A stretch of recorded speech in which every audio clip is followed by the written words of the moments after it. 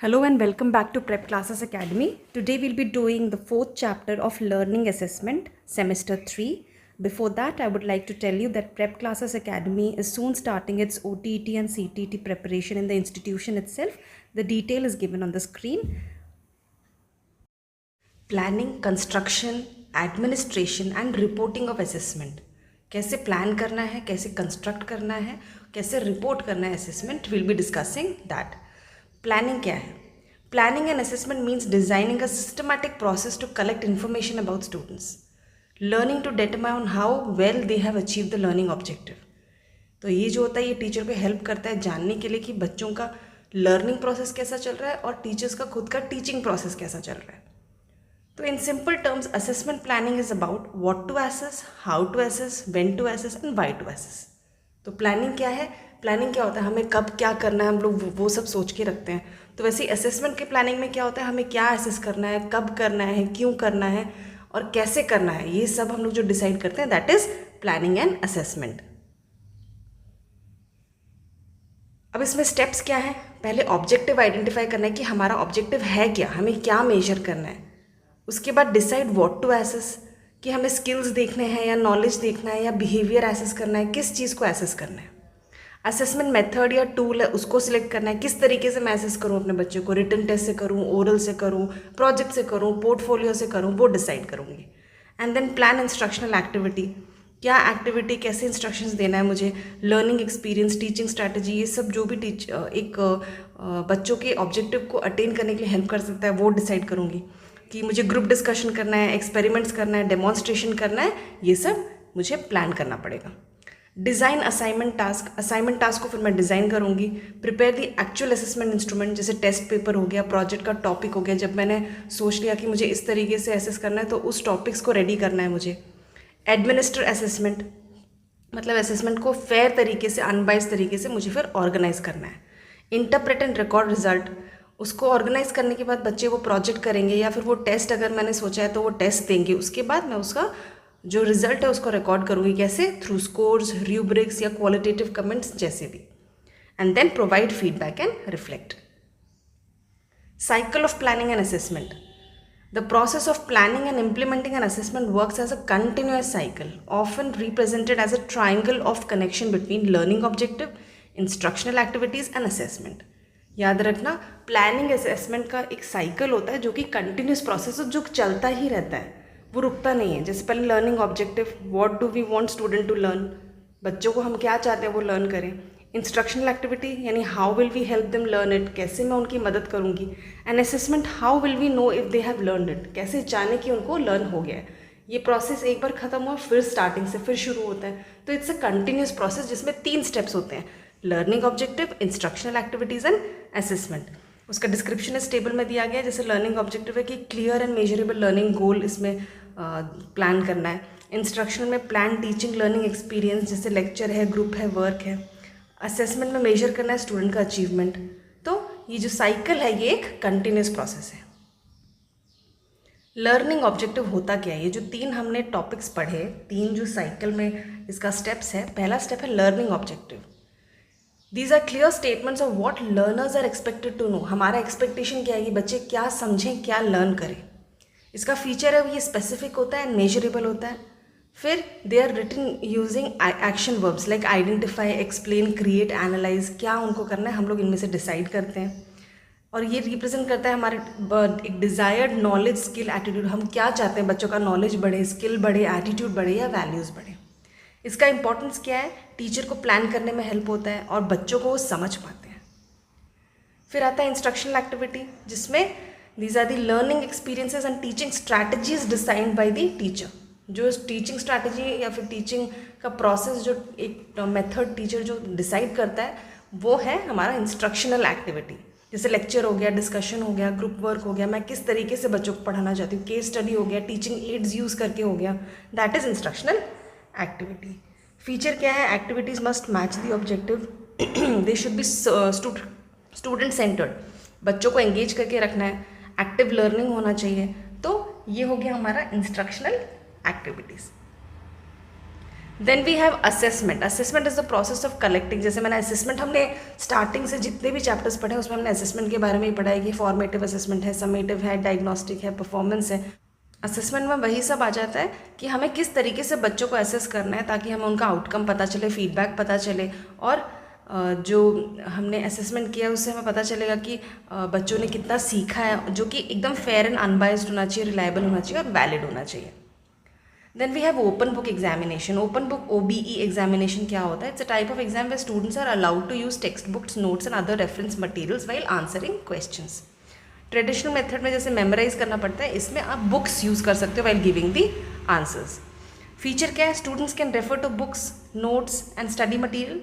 Questions are design to test critical thinking and problem solving, not rote memorisation. इसमें रटना जो है वो इंपॉर्टेंट नहीं है, इसमें critical thinking and problem solving देखा जाता है.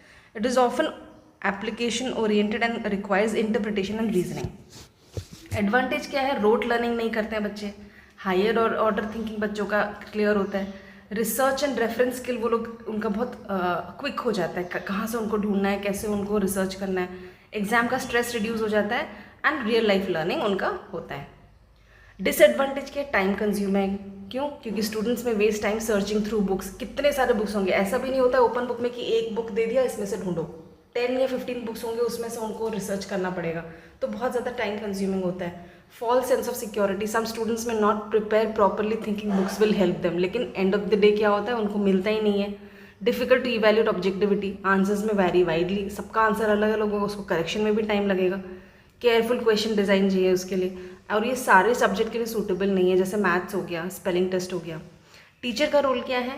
एक बहुत ही एप्लीकेशन बेस्ड क्वेश्चंस उनको बनाने हैं, जहाँ पे क्लियरली स्पेसिफाई अलाउड मटेरियल्स, क्या क्या मटेरियल्स एंड इंस्ट्रूमेंट्स अलाउड है, बस उन्हीं में से बच्चे ढूंढ के लिख सकते हैं. ठीक है, इसमें इनका अंडरस्टैंडिंग, रीजनिंग एंड ओरिजिनलिटी पता चलता है. फिर आता है ब्लूप्रिंट. ब्लूप्रिंट होता क्या? एक जस्ट जनरल आइडिया कि आप किस तरीके से क्वेश्चन पेपर बना रहे हैं या फिर कुछ प्लान कर रहे हैं. अब ब्लूप्रिंट इज अ प्लान और design prepare before constructing a question paper. एक क्वेश्चन पेपर बनाने से पहले जो हम एक रफ बनाते हैं, that is blueprint.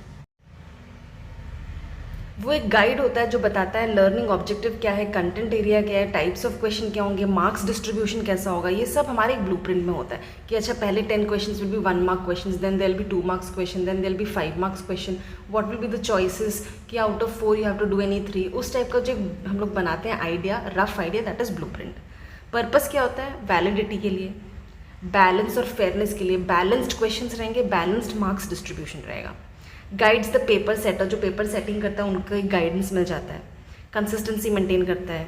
Students marks reflect true learning, not chance और luck. Then provides transparency. Steps क्या है? लर्निंग ऑब्जेक्टिव आइडेंटिफाई करना, नॉलेज, अंडरस्टैंडिंग, एप्लीकेशन स्किल, किस चीज़ को हमें बाहर निकालना है. फिर identify content area. Divide the syllabus into main topics और यूनिट. जैसे यूनिट 1 हो गया ग्रोथ एंड डेवलपमेंट, यूनिट 2 हो गया लर्निंग थ्योरीज, यूनिट 3 एक हो गया, यूनिट 4 एक हो गया. उसके बाद हमें डिसाइड करना है टाइप्स ऑफ क्वेश्चन. जैसे वेरी शॉर्ट आंसर हो गया 1 मार्क्स का, शॉर्ट आंसर हो गया 2 and 3, and long answer for 5 marks. Then assign weightage. Weightage मतलब वेटेज टू कंटेंट एरिया में कितना वेटेज रहेगा, ऑब्जेक्टिव्स में नॉलेज, अंडरस्टैंडिंग, एप्लीकेशन रहेगा, फॉर्म्स ऑफ क्वेश्चंस में number and marks for each कैसा रहेगा, and finally prepare the blueprint. तो ये एक छोटा सा एग्जाम्पल है ब्लूप्रिंट का. Let's take a simple example for a 50 marks paper in educational psychology. तो यूनिट में डिवाइड कर दिया, लर्निंग ऑब्जेक्टिव उसका किया वो लिख दिया है, और डिस्ट्रीब्यूशन करके टोटल 50 मार्क्स का एक क्वेश्चन पेपर बनाया. Please learn this table as well.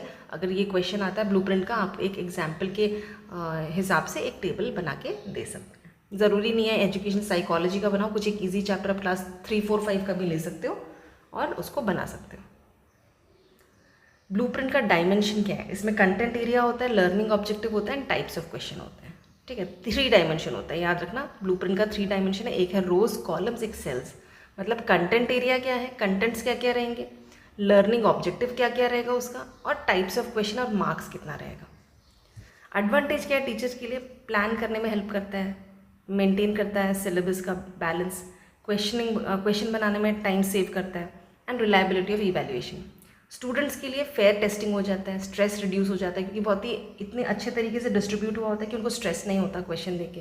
True learning होता है and encourages study of the topics. Now item analysis क्या होता है, उसका meaning. Item analysis is a process use to examine the quality and effectiveness of individual test items या questions in an assignment. Item analysis मतलब question का quality कैसा है वो जानना, क्या वो बहुत ईजी है या वो बहुत डिफिकल्ट है या वो बहुत कंफ्यूजिंग है, इस चीज़ को जानना. पर्पस या ऑब्जेक्टिव ऑफ आइटम एनालिसिस क्या है, ये जानना कि अच्छा या बुरा, गुड या पुअर क्वेश्चन पेपर है, क्वालिटी कैसा है, क्या बहुत ईजी है, क्या बहुत डिफिकल्ट है, क्या हाई और लो अचीवर्स के बच्चों के हिसाब से बनाया गया है या फिर बहुत ईजी बना दिया या फिर बहुत डिफिकल्ट बना दिया. Future test construction and misleading questions तो नहीं है. स्टेप्स क्या है इसका, administer the test, give the test to a group of students under normal condition. Score को अरेंज करो, ग्रुप को डिवाइड करो, upper group top 27%, high achievers and lower group 27% low achievers. The 27% rule is statistical, but roughly 1/3 top and bottom can be used in classroom setting. तो जो high achievers हैं उनमें से कुछ बच्चे लेने हैं, कुछ लो अचीवर्स में से लेने हैं, और फिर उनको एक नॉर्मल कंडीशन में क्वेश्चन पेपर देना है. फिर रिस्पॉन्स काउंट करना है आपको कि कितने अपर लोगों ने कितने आंसर्स करेक्ट दिए और लोअर ग्रुप ने कितने आंसर्स करेक्टली दिए. इसके बाद हमारा 5th स्टेप आता है.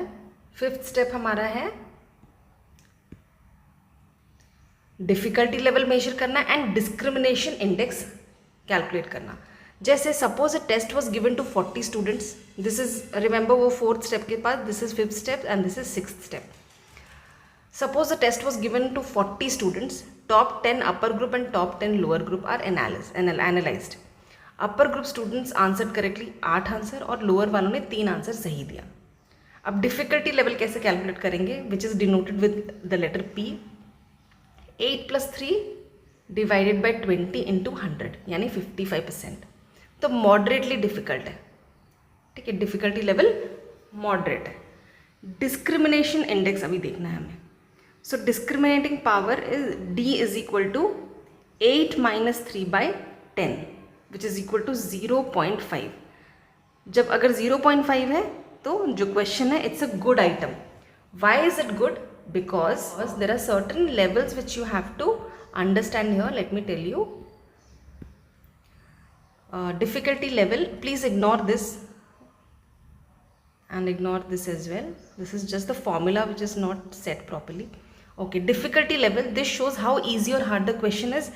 You have to memorize this and you have to memorize this. If P, that is difficulty level, here if it is 80%, it's too easy, but if 20%, item is too difficult. Good item usually have P between 30 to 70%. तो अगर 30 से 70 आया तो it's a good item, difficulty level उसका सही है. Discrimination index क्या होता है? This shows how well a question distinguishes between high and low achievers. मतलब हम एक जब क्वेश्चन पेपर बनाते हैं क्लास में, कुछ बच्चे स्लो लर्नर्स होते हैं, कुछ गुड लर्नर्स होते हैं, उनके हिसाब से बनाते हैं कि दोनों आंसर्स दे पाएँ. तो उनका जो डिस्टिंग्विश बिटवीन होता है दोनों के, वो लेवल कैसा है देखने के लिए हम लोग डिस्क्रिमिनेशन इंडेक्स कैलकुलेट करते हैं. तो you have to memorise this. अगर 0.4 या ज़्यादा आता है वेरी गुड आइटम, 30 से 39 रीजनेबली गुड, 20 से 29 need revision, 20 poor item should be discarded और रिवाइज्ड. तो इस बेसिस पे मैंने आपको बताया कि डिफ़िकल्टी लेवल 55% आया तो मॉडरेटली डिफ़िकल्ट है, डिस्क्रिमिनेशन इंडेक्स 0.5 आया तो गुड डिस्क्रिमिनेटिंग पावर है. Then we come to interpretation table.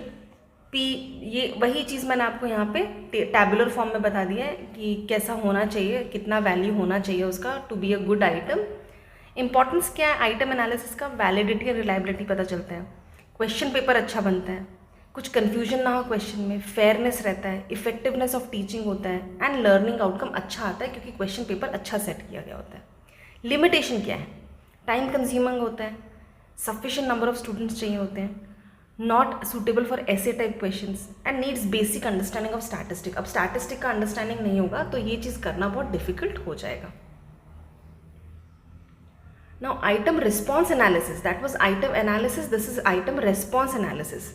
Item response analysis is a method of analyzing test items questions by studying how individual students respond to each item considering their level of ability and difficulty of the item. उसमें था कि question paper कैसा है. Item response analysis में है बच्चों का response जो आता है उसका एनालाइज करना. तो difference between classical item analysis and item response analysis, difference देख लेते हैं। फोकस क्या है आइटम एनालिसिस का? Examines total test score and group average. Item response analysis examines each item based on individual student responses. एक एक बच्चों के रिस्पॉन्स को स्टडी करना is item response analysis. Assumption क्या है आइटम एनालिसिस में? Item performance depends only on total test score, लेकिन item response analysis depends on students ability and item difficulty. Item analysis में आ जाता है हमारा स्टैटिस्टिक पी एंड डी, जिसमें difficulty index और डिस्क्रिमिनेशन इंडेक्स रहता है। लेकिन आइटम रिस्पॉन्स एनालिसिस में आइटम पैरामीटर्स जैसे डिफिकल्टी, डिस्क्रिमिनेशन, गेसिंग, बच्चों ने कैसे क्या लिखा है वो जानना। लिमिटेशन क्या है? ग्रुप डिपेंडेंट और इसका है group independent, can be use with different populations. Use क्या है? ट्रेडिशनल क्लासरूम, लेकिन आइटम रिस्पॉन्स एनालिसिस है मॉडर्न लार्ज स्केल टेस्टिंग। तो main concept on item response analysis, item characteristics curves ICC। A graph shows how the probability of a correct answer changes as a student's ability level increases. जैसे जैसे उनकी ability increase होती है graph ऊपर की तरफ जाता है। एक्स एक्सिस में होता है student's ability and Y axis में होता है probability of correct response. This curve shows that students with higher ability have a higher probability of answering correctly. Of course parameters of IRT या आइटम रिस्पॉन्स एनालिसिस, सिंबल्स दिए गए हैं। जैसे difficulty level का symbol है B, the ability level requires to have 50% chance of answering the item correctly. Discrimination power को A and guessing factor को C। Interpretation of the parameters, high B value यानी difficult question है, low B value आएगा तो easy question है, high A value आया तो good discriminating question है, हाई C वैल्यू आया तो student might guess correctly. Example दिया गया, suppose a test item analyzed and found to have A is equal to 1.2, so it's a good discrimination. B is equal to 0.5 तो moderately difficult, and C is 0.2, 20% chances of गेसिंग। तो ये जैसे मैंने आपको value बताया था उस तरीके से आपको कैलकुलेट करना है, करने की जरूरत नहीं, जस्ट रटोफाई this and just write it in your exam if it comes. Usually आते नहीं है, इनकेस आएगा, इस वजह से ये डिस्कस किया गया है। This means the question is neither too easy not too hard, differentiates between stronger and weaker students. A few weaker students may still guess it right. Uses क्या हैं इसके? Precise information देता है एक एक बच्चों के बारे में। Independent of test group, results are valid for different population.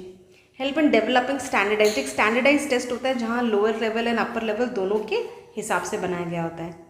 Flawed, identifies flawed or biased items and improves the accuracy of student ability estimation. Limitation क्या है? कॉम्प्लेक्स स्टैटिस्टिकल प्रॉब्लम्स होते हैं, ये लार्ज सैम्पल साइज चाहिए होता है, not suitable for small classroom and require specialize software, कुछ software चाहिए होते हैं इनको कैलकुलेट करने के लिए। Again there is a difference between item analysis and item response analysis. Again you have to learn this table. आप भले ही वो फॉर्मूलाज याद मत करो, जो फॉर्मूलाज जो मैंने दिए, because it's not necessary, but theory जो आएगा उसमें you have to make this table, you have to fill the pages no matter what, so please learn the table. Then we have analysis and interpretation of student performance. Analysis and interpretation of student performance is a systematic examination of test score to understand how well students have learned, how knowledge is distributed and how individual students or groups are performing. तो purpose क्या है? बच्चों के strength and weakness को जाना, teachers के effective teaching strategy को access करना, फीडबैक प्रोवाइड करना, ग्रेडिंग एंड रिपोर्टिंग प्रोवाइड करना एंड फ्यूचर इंस्ट्रक्शनल प्लानिंग में हेल्प करना। Processing test data. Before analysis, the data must be organized and cleared. Collect raw scores from test assignment and exams. Arrange scores in ascending and descending order. Tabulate the data with students' names, score and any other relevant info. Divide data into group if needed, high, medium, low achievers. तो इसमें interpretation कैसे करते हैं? जैसे हम लोग school में क्या करते थे टीचर्स, यहाँ पे जैसे उन्होंने बहुत एक उनके पास फॉर्मेट है, उसमें लिखा हुआ है बच्चों के मार्क्स कितने आए हैं। जैसे एक का 5 आया, 2, 3, 1, 7, 9। अब उसको या तो डिसेंडिंग ऑर्डर में लिख दो या तो असेंडिंग ऑर्डर में लिख दो, along with the name of the student. यहाँ बच्चों के नाम लिखे हैं, उसके सामने आपने रख दिया 1, 2, 3, 5, 7, 9। ठीक है, ऐसे ऑर्डर में रखने के बाद आपको पता चल जाएगा कि हायर ऑर्डर में कौन है, लोअर ऑर्डर में कौन है, किसके ज़्यादा मार्क्स आए हैं और किसके कम मार्क्स आए हैं। आप उसको बाइफिकेट कर सकते हो और फिर उससे आपको पता चलेगा कितने बच्चों को कितने अच्छे से समझ आया, कितने बच्चों का आउटकम सही नहीं था, उसमें टीचिंग स्ट्रैटेजी चेंज करना है या बच्चों को अलग से काउंसिल करना है, वो आपको समझ आएगा।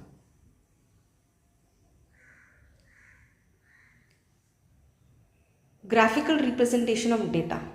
अब ग्राफिकल रिप्रेजेंटेशन कैसे करते हैं हम लोग डेटा का, जो बच्चों को हेल्प करता है, टीचर्स को भी हेल्प करता है कि एक परफॉर्मेंस बच्चों का आराम से देख पाए, एक एक टेस्ट नोटबुक्स नहीं खोल के वो graphical presentation.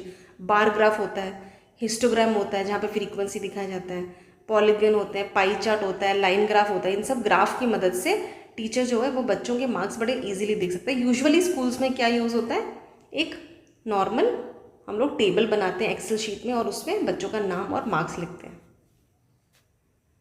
Measure of central tendency. Central tendency indicates average. Average निकालने के लिए वी यूज़ सेंट्रल टेंडेंसी। ये सबको पता है। मीन का एक मीन मीडियन मोड हमने स्कूल्स में पढ़े हैं। एग्जाम्पल क्या, स्कोर बच्चों का दिया गया है, मीन कैसे निकलेगा, जितने भी स्कोर्स दिए हैं सबको प्लस करना है और टोटल नंबर ऑफ स्कोर्स 10 है, उसको डिवाइडेड बाय टोटल नंबर्स करना है, तो it will be 10। Let me tell you.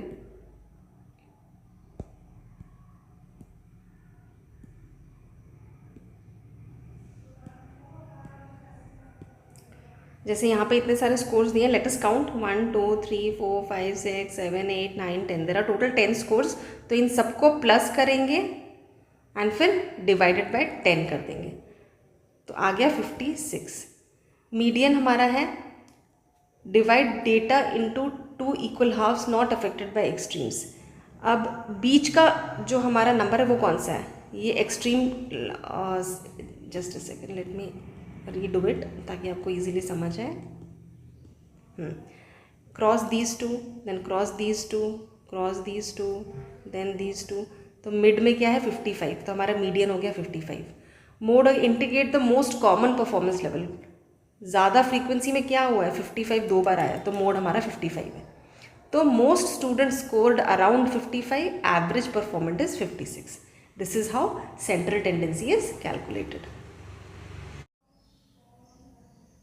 Then we have percentile. Usually जो हम लोग स्कूल में परसेंटेज बच्चों का कैलकुलेट करते हैं कि marks divided by number of subjects into, मतलब पूरे सब्जेक्ट्स का टोटल इनटू 100, तो उससे क्या परसेंटेज निकल जाता है। Then we have Z score, जिसको स्टैंडर्ड स्कोर बोला जाता है। It shows how far a student score is from the mean in SD units, यानी अगर जैसे मीन हमारा उसमें 55 निकला था, उससे कितना दूर है एक बच्चे का मार्क्स। इसका फॉर्मूला यहाँ पे दिया है, z = x by x bar by SD। x is the score 70, mean is 56, तो SD = 14.6 दिया हुआ है। हम लोग उसको कैलकुलेट कर देंगे, जो भी निकलेगा तो उसका वो स्लाइटली अबव है एवरेज के या स्लाइटली लो है। This is just an example, no need of going through this percentage score. And we have grade points. Main है हमारा थियोरेटिकल पार्ट, हम लोग देख लेंगे एक बार। Interpreting the overall data, compare mean median mode. Mean greater than median यानी positive है, मीन लेस देन मीडियन यानी नेगेटिव है। स्टैंडर्ड डेविएशन यानी large standard deviation high variation है, स्मॉल स्टैंडर्ड डेविएशन है तो scores are similar. Percentile and Z score, individual performance पता चलता है। Percentage and CGPA grading and reporting पता चलता है। अब टीचर्स का क्या स्टेप है, टीचर्स का स्टेप है कि जितने भी रॉ डेटा है उसको कलेक्ट करके अरेंज करना, उसको बार ग्राफ हो या फ्रीक्वेंसी पॉलीगॉन में दिखाना, फिर उसका सेंट्रल टेंडेंसी निकालो अगर ज़रूरत है, रेंज निकालो, परसेंटाइल निकालो, परसेंटेज निकालो। But usually what do, we take out the percentage for finding out the what the students performance has been. Then we have ways of reporting student performance. Reporting student performance is a systematic communication of a student's learning achievement, strength, weakness to the students, parents and other stakeholders. तो उन्होंने बच्चों ने किस type का performance किया है, उनका progress क्या था, वो उनके पेरेंट्स को और स्टूडेंट्स को खुद या फिर स्टेक होल्डर्स यानी इंस्टीट्यूशन को उनको बताना इज रिपोर्टिंग स्टूडेंट्स परफॉर्मेंस। इसका पर्पस क्या है, लर्निंग आउटकम पता चलेगा बच्चे का एकेडमिक परफॉर्मेंस क्या था, पर्सनल डेवलपमेंट कैसा था, और इससे क्या ट्रांसपेरेंसी मिलता है कि हर बच्चे का रिकॉर्ड सही से मेंटेन किया गया है। फिर आगे जाके क्या रेमेडियल मेजर्स लेना है वो भी पता चलता है बच्चों के इम्प्रूवमेंट के लिए। Content of a student report, उसमें उनका पर्सनल इन्फॉर्मेशन होता है, एकेडमिक परफॉर्मेंस का इन्फॉर्मेशन होता है, को करिकुलर एक्टिविटी में उन्होंने क्या क्या पार्टिसिपेट किया वो होता है, बिहेवियर एस्पेक्ट क्या क्या है, स्ट्रेंथ क्या है, वीकनेस क्या है, और टीचर का कमेंट। तो ये एक फॉर्मेट है जो आपको मेंशन करना है एग्जाम में। फिर फॉर्मेट ऑफ रिपोर्टिंग क्या है, रिटन रिपोर्ट हो सकता है, ओरल रिपोर्ट हो सकता है, ग्राफिकल रिपोर्ट हो सकता है और डिजिटल रिपोर्ट हो सकता है, जो कि आजकल जनरली हम लोग डिजिटलाइज्ड रिपोर्ट यूज़ करते हैं। देन टाइप्स ऑफ रिपोर्ट्स क्या है, एक है प्रोग्रेस रिपोर्ट जिसमें उनका प्रोग्रेस क्या है, उनका परफॉर्मेंस क्या है वो पता चलता है, जो कि monthly, quarterly and term wise होता है। इसमें एकेडमिक स्कोर रहता है, अटेंडेंस रहता है, क्लास में पार्टिसिपेशन, टीचर्स के कमेंट्स एंड को कैरिकुलर एक्टिविटीज़। जैसे सब्जेक्ट है, मार्क्स है, रिमार्क है, मैथ्स में इतना % तो उसका रिमार्क क्या रहेगा, इंग्लिश में 82 तो उसका रिमार्क क्या रहेगा। इसका पर्पस है कि एक इमीडिएट इंप्रूवमेंट के लिए फीडबैक मिलता है। Then we have cumulative report. Cumulative report क्या होता है, a report that records long term academic, जैसे 2024-25 टर्म 1 में मैथ्स में उसका कितना आया था, 2024-25 टर्म 2 में मैथ्स में कितना आया था। तो ये ओवरऑल ग्रोथ बताता है बच्चों का, एकेडमिक ग्रेड उनका जो है वो बताता है, अटेंडेंस का हिस्ट्री बताता है, फिर उसके बाद क्या क्या अचीवमेंट्स है, बिहेवियरल डेवलपमेंट क्या हुआ, एक लॉन्ग टर्म का ये पूरा बताता है। Then we have profile, a detailed individual profile of a student that combines academic, personal, social and co-curricular achievement. ये सारे achievement जो बताता है that is a profile. तो पर्सनल डिटेल बताता है, उनका लर्निंग स्टाइल एंड इंटरेस्ट क्या है बताता है, इसमें सब कुछ आ जाता है, क्वालिटेटिव, क्वांटिटेटिव, सब कुछ। जैसे हम लोग एक प्रोफाइल किसी का भेजते हैं, बायोडेटा भेजते हैं, दैट इज़ द प्रोफाइल, तो उसमें उनका सब कुछ रहता है, स्कोर्स के साथ साथ उनका अलग पर्सनल डेवलपमेंट, उनका क्वालिटेटिव, क्वांटिटेटिव सारे measures. Then open house and interactive meeting, जहाँ पे टीचर्स, स्टूडेंट्स और पेरेंट्स सब रहते हैं और एक इंटरैक्टिव सेशन होता है जहाँ पे स्टूडेंट्स के परफॉर्मेंस का जो समरी होता है वो बताया जाता है, उनके स्ट्रेंथ एंड इंप्रूवमेंट एरियाज के बारे में डिस्कस किया जाता है, फ्यूचर लर्निंग एंड डेवलपमेंट के बारे में बात किया जाता है। इससे क्या होता है कि पेरेंट्स टीचर के बीच में कोलैबोरेशन बहुत अच्छा होता है, बच्चों का भी इन्वॉल्वमेंट रहता है, तो देयर एंड देन पता चल जाता है कि क्या प्रॉब्लम फेस किया बच्चे ने, या फिर क्या किस वजह से उसके स्कोर्स कम आए, या फिर उसका इंटरेस्ट क्या है, और इमीडिएट फीडबैक से क्या होता है, क्लैरिफिकेशन हो जाता है। इससे एक्यूरेसी होता है रिपोर्ट, क्लैरिटी रहता है, ऑब्जेक्टिविटी रहता है, कंसिस्टेंसी रहता है एंड कॉन्फिडेंशियलिटी है। Feedback to teachers, feedback to teachers is the information provided about the effectiveness of their teaching based on students performance, peer observation and supervisory evaluation. ये जो है ये टीचर्स को हेल्प करता है ये जानने के लिए कि उनकी स्ट्रैटेजी कैसी थी, उनका कम्युनिकेशन था कैसा था, उनका क्लासरूम मैनेजमेंट कैसा था और उनका टीचिंग प्रोसेस कैसा था। ये जो फीडबैक है tells what they are doing well and what they can improve. Sources of feedback क्या है, स्टूडेंट के असाइनमेंट से, सर्वे से। सोचो एक दो बच्चों का अगर मार्क्स कम आ जाए अलग बात है, अगर सबका एक ही क्वेश्चन में प्रॉब्लम निकला है तो इसका मतलब कुछ एक लिमिटेशन रह गया जिसको टीचर को इम्प्रूव करना है। कलीग्स की मदद से उनको पता चलता है। सुपरवाइजर जो हेड ऑफ द डिपार्टमेंट होता है वो क्लासरूम विजिट करते हैं, अगर वो कुछ एक देखते हैं कि उनको लगता है इसमें परफॉर्मेंस में थोड़ा डिफरेंस करने की ज़रूरत है तो वो टीचर को कन्वे करते हैं। सेल्फ रिफ्लेक्शन, जब वो इवेल्युएट करते हैं their own teaching bye reviewing students outcome, तो वो उसमें भी चेंजेस लाते हैं। टाइप्स ऑफ फीडबैक हो गया, फॉर्मेटिव फीडबैक जो कंटिन्यूस फीडबैक मिलता है टीचर्स को, समेटिव यानी एंड ऑफ द टर्म में उनको एक मिल जाता है फीडबैक कि अच्छा बच्चों का ऐसा ऐसा परफॉर्मेंस आया, मतलब मेरा टीचिंग मेथड अच्छा था और अगर कुछ एक प्रॉब्लम है तो I have to change the teaching method. Constructive feedback जो कि emphasises both strength and areas for improvement, जैसे your explanations are clear, try to involve more group activities. Explanation teacher अच्छा दे रहा है लेकिन ग्रुप एक्टिविटी की बहुत ज़रूरत है। पीयर फीडबैक जो कि उनके कलीग्स उनको बताते हैं कि क्लास में ये इम्प्रूव करने से अच्छा होगा। सेल्फ फीडबैक यानी teachers own reflection. Again this table learn this. Importance क्या है फीडबैक का, टीचर का टीचिंग क्वालिटी इंप्रूव होता है, स्टूडेंट का लर्निंग बढ़ जाता है, प्रोफेशनल ग्रोथ भी होता है टीचर का क्योंकि वो अपने आप को अपडेट करते हैं, उनका knowledge and skill and methods वो अपडेट करते हैं, मोटिवेटेड फील करते हैं, फ्यूचर लेसन्स के लिए डिसीजन सही से ले पाते हैं, क्लासरूम स्ट्रैटेजी अच्छे से इंप्लीमेंट कर पाते हैं एंड उनके खुद का एक सेल्फ असेसमेंट हो पाता है। Again how feedback affects teachers self, उनका सेल्फ अवेयरनेस, उनका confidence, motivation, self regulation and professional identity, ये सब में उनका इम्प्रूवमेंट होता है। क्यों? क्योंकि उनके पता चलता है उन्हें कि उन्हें अपने मेथड्स में क्या चेंज करना है, क्लास में उनका जो वे ऑफ टीचिंग है, उनका जो वे ऑफ कन्वेइंग और उनका जो way of giving the knowledge to student, how is it, whether it is working और not, whether students are able to understand और नॉट, उनको जब वो पता चलता है ऑटोमेटिकली उनका सेल्फ अवेयरनेस की वजह से वो उसमें और ज़्यादा काम करते हैं, और ज़्यादा एफर्ट डालते हैं और पॉजिटिव फीडबैक से उनको कॉन्फिडेंस मिलता है। और अगर पॉजिटिव ना हो they don't take it as something bad but they try to improve themselves and this is how they motivate themselves, they self regulate themselves and उनका प्रोफेशनल आइडेंटिटी बनता है एंड प्रोफेशनलिज्म इम्प्रूव होता है। की principle of effective feedback क्या है? Specific and clear होना ज़रूरी है। कंस्ट्रक्टिव यानी mention strength and suggest improvement, उनका स्ट्रेंथ क्या है बताना और क्या इम्प्रूव करना है वो सजेस्ट करना।